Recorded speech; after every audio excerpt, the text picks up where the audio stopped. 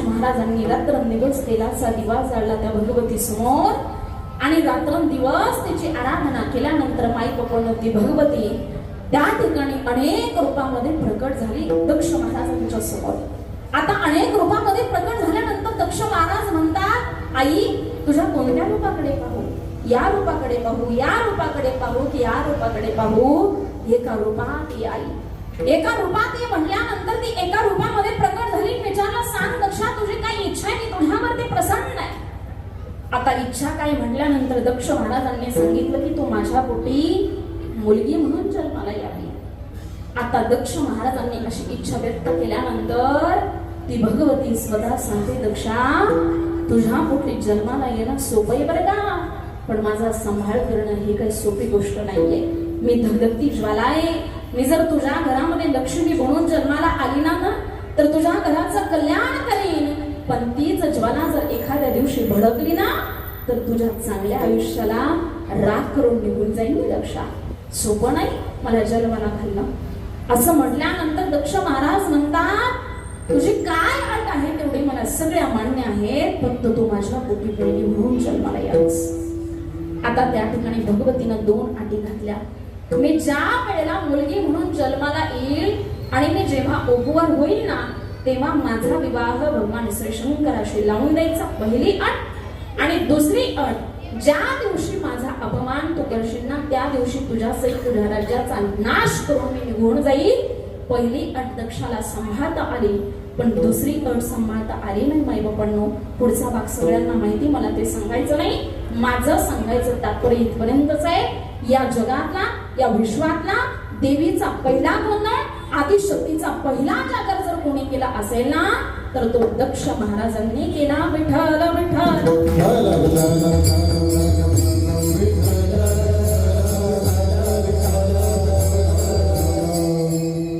लक्षात आलं तुमच्या? आता इथून पुढे कोणी प्रश्न विचारला, पहिला गोंधळ कोणी केला तर बिंदास उत्तर देऊन टाकायचं, दक्ष महाराज. बरोबर की नाही? आता आपण अभंगाच्या भावार्थाकडे वळूया. लक्षपूर्वक ऐका. प्रस्तुत अभंगाद्वारे या ठिकाणी नाथ बाबा आदिशक्ती मुक्ताबाईचं यथार्थ वर्णन करतायत बघा. नाथ बाबा म्हणतात, मुक्तपणे मुक्त असणाऱ्या, श्रेष्ठपणे श्रेष्ठ असणाऱ्या आणि सर्वांमध्ये वरिष्ठ असणाऱ्या आमच्या आदिशक्ती मुक्ताबाई आहेत. आणि मुक्तपणे मुक्त, श्रेष्ठपणे श्रेष्ठ, सर्वत्र वरिष्ठ असं जर यथार्थ दर्शन जर तुम्हाला घ्यायचं असेल ना तर आमच्या आदिशक्तीकडे या म्हटले. मग का बरं आदिशक्ती मुक्ताबाईंना मुक्तपणे म्हटलं? कारण त्या स्वच्छंद आहे. जसं या ब्रह्मांडामध्ये वावरणारे पक्षी आहेत ना माई बापांनो, पक्षी या अंगणामध्ये उतरतात पण ते काही गुंतून राहतात का? पक्षी अंगणी उतरती ते का गुंतून राहतील? ते अंगणात आल्यानंतर गुंतून राहत नाही. तशा माझ्या आदिशक्ती मुक्ताबाई या संसारामध्ये असणाऱ्या कुठल्याही बंधनामध्ये अडकून राहत नाही. म्हणून त्या ठिकाणी पक्षाची उपमा जरी त्यांना दिली ना तरी सुद्धा चालेल. दुसरं मला वाटतं, आदिशक्ती मुक्ताबाई सूर्याप्रमाणे. सूर्य स्वयं प्रकाशित आहे. सूर्य प्रकाश देताना माई बापांना विचार करत नाही मी गरिबाच्या घरावरती देतोय की श्रीमंताच्या घरावरती देतोय. राजाच्या राजप्रसादावरती जितका सूर्य प्रकाश देतो ना तितकाच सूर्य गरिबाच्या झोपडीवरती सुद्धा प्रकाश देतो की नाही?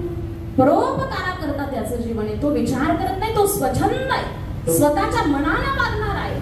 तशा आदिशक्ती मुक्ताबाई स्वयं प्रकाशित आहे, कुठल्याही बंधनामध्ये अडकत नाही. माई बापांना त्यांच्या चरित्रातला एक प्रसंग मला आठवतो. त्या कशा अडकत नाही बंधनामध्ये बघा.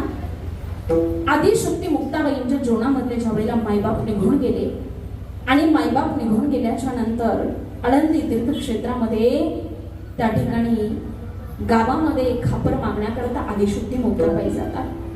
दीपावलीचा सण जवळ येतो. दीपावलीचा सण जवळ आल्यानंतर विचार केला आपल्या भावंडांकरता काहीतरी गोडाचा स्वयंपाक करावा. म्हणून आदिशक्ती मुक्ताबाई भल्या पहाटेच उठल्या आणि गावामध्ये गेल्या. कोणाकडे? आपल्या आईसोबत सलोख्याचे संबंध असणाऱ्या कुंभारीण मावशीकडे गेल्या आणि कुंभारीण मावशीच्या दारात जाऊन आवाज दिला कुंभारीण मावशीला. आतून कुंभारीण मावशी म्हणतात, का ग मुक्ते भल्या पहाटेच आलीस? सांगितलं, काही नाही मावशी, माझ्या भावंडांकरता गोडाचा स्वयंपाक करण्याचा विचार करते ना, याच्याकरता खापर मागण्याकरता आले होते. खापर पाहिजे मुक्ते तुला? हो. थांब 5 मिनिटं देते म्हणला खापर. 5 मिनिटं थांब म्हटल्यानंतर माई बापांनो आदिशक्ती मुक्ताबाई दारामध्ये उभा राहिल्या. पण तितक्या त्या ठिकाणी यसोबा काका येतात. यसोबा काकानं विचारलं, मुक्ते भल्या पाटे गावात कशा करता आलीस का? सांगितलं, हो काका, माझ्या भावंडांकरता गोडाचा स्वयंपाक करण्याचा विचार करत होते ना.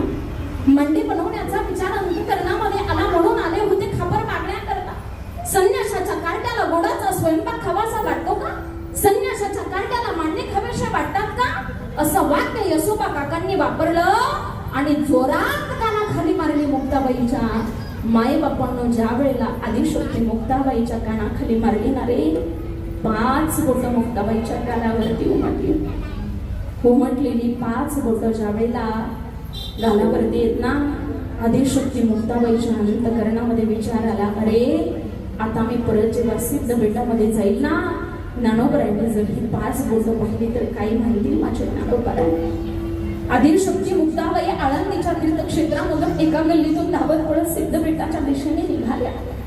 आणि सिद्धपेठात प्रवेश होता क्षणी समोरून येताना पाहिलं ज्ञानोबरांनी मुक्ताबाई येतायत. आदिशक्ती मुक्ताबाईच्या चेहऱ्याकडे पाहिलं तर 5 बोट गालावरती उमटलेली होती. माहिती पण 5 बोट गालावरती उमटलेली ज्या क्षणाला पाहिली ना, ज्ञानोबरांनी विचारलं, मुक्ते कुठे गेली होतीस का भल्या पहाटे? काही नाही दादा, गावात गेले होते खापर मागण्याकरता. मुक्ते कशा करता पाहिजे तुला खापर? सांगितलं, दादा गावात गेले होते, तुमच्याकडचा मांडे बनवण्याचा विचार करत होते. दीपावलीचा सण जवळ आलाय, भाऊबीजेचा सण जवळ आलाय ना मुक्ते, गोडाचा स्वयंपाक करण्याचा विचार केला म्हणून गेले होते दादा. गोडाचा स्वयंपाक करण्याचा विचार करत होती. मग का नाही आणलं खापर? दादा नाही रे म्हणून दिलं आळंदीकरांनी खापर. ए दादा ऐक ना, यसोबा काकांनी जोरात कानाखाली मारली. दादा माझ्या 5 बोट गालावरती उमटलीत रे. 5 बोट गालावरती उमटलेली पाहिल्याच्या बरोबर ज्ञानोबराय म्हणतात, मुक्ते तुला गोडाचा स्वयंपाक करायचा आहे का? मग स्वयंपाकाची तयारी कर म्हटली. दादा स्वयंपाकाची तयारी मी करेल रे, पण मांडे भाजायचे कुठे सांग ना. त्याची काळजी तू करू नकोस मुक्ते, तू स्वयंपाकाची तयारी कर. माझ्या आदिशक्ती मुक्ताबाईंना स्वयंपाकाची तयारी केली. माई बापांना माझ्या माऊलींचा अधिकार इतका मोठा. जठर अग्नीचे हुकम केला, जठर अग्नी प्रज्वलित झाला. पूर्ण करण्या इच्छा त्या लाडक्या मुक्ताईची. पाठीवरे मांडे भाजले, ज्ञानेश्वर चालले मंद मंद पाऊले.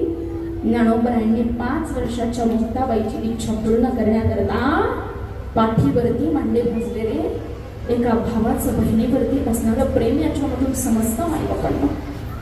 मला वाटतं या कलियुगामध्ये बहीण भावाचं प्रेम कसं असावं तर ज्ञानोबराई मुक्ताबाई सारखं असावं. काय प्रेम होतं ना. माईबाप गेल्याच्या नंतर आपल्या भावंडांना सांगावं, अरे मला तुमची फक्त बहीण म्हणून नाही राहायचं, तर मला तुमची आई व्हायचं. असं म्हणत एका असाधारण कुटुंबाची जबाबदारी स्वतःच्या खांद्यावरती घेणारी ती आदिशक्ती मुक्ताबाई होऊन गेली. त्या मुक्ताबाईच्या विचारानं आजची बहीण असली पाहिजे. माईबापांना सांगायचं तात्पर्य ऐका. त्या 5 वर्षाच्या मुक्ताबाईचा आळंदी तीर्थक्षेत्रामध्ये इतका छळ केला. आळंदीकरांनी तिला खापर मिळू दिलं नाही. यसोबा काकांनी तिच्या जोरात कानाखाली मारली. अरे आदिशक्ती मुक्ताबाई होत्या त्या. सर्व सामान्य स्त्री जर असती ना तर तिला राग आला असता, तिच्या अंतःकरणामध्ये द्वेष उत्पन्न झाला असता. पण आदिशक्ती मुक्ताबाई ह्या फक्त मुक्ताबाई नाही, या फक्त ज्ञानोबाईंची बहीण नाही, तर योग माया शक्ती. तिला राग आला नाही, तिच्या अंतःकरणामध्ये द्वेष उत्पन्न झाला नाही.